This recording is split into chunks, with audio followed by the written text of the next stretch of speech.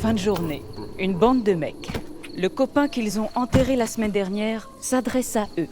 A priori, l'épisode de l'incrédulité de saint Thomas, ça commence plus comme la nuit des morts vivants que comme un film érotique. Mais ce serait sous-estimer les potentialités du clair-obscur.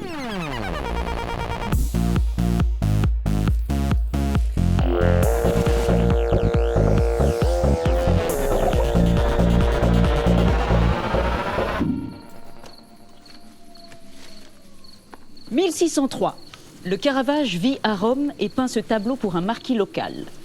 À l'époque, Rome est dirigée par le Vatican et les patrons de la cité, à la fois spirituels et religieux, ce sont le pape et ses cardinaux. La religion, c'est une affaire de gros dur et on n'est pas là pour plaisanter, alors petit point de catéchisme. Dans le Nouveau Testament, il est écrit qu'après sa mort, le Christ ressuscite et vient se présenter à ceux qui l'ont connu. Malheureusement, le jour où il passe voir les apôtres, il en manque un, Thomas. Alors, 8 jours plus tard, Jésus revient et lui déclare « Avance ici ta main et mets-la dans mon côté ». Il lui fait constater la plaie percée sous son sein par la lance d'un centurion converti après avoir reçu sur le visage la giclée de sang qui s'en échappa. Intérieur simple, basique. Pas de paysage, pas de perspective.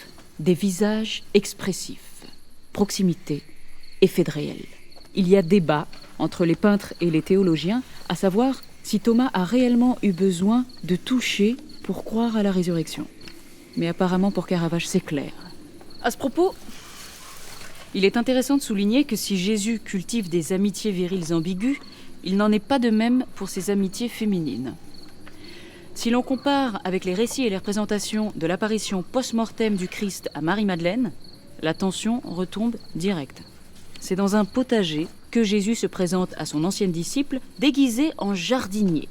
Mauvaise pioche, car c'est bien un râteau que récolte Madeleine, puisqu'alors qu'elle se jette à ses pieds, il se dérobe. Dans cette version de l'épisode partisien, Jésus semble même faire particulièrement attention à mettre à l'abri le petit nœud qui retombe entre ses cuisses et vers lequel Madeleine avance dangereusement la main et le visage. C'est alors qu'il lui aurait lancé le fameux « Noli me tangere ».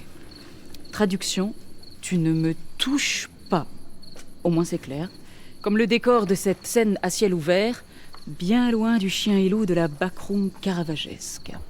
Et les conséquences des 2 entrevues de la résurrection confirment la différence de traitement.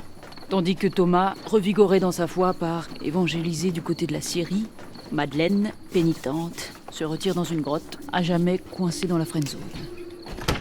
Oh les gars, je peux venir ?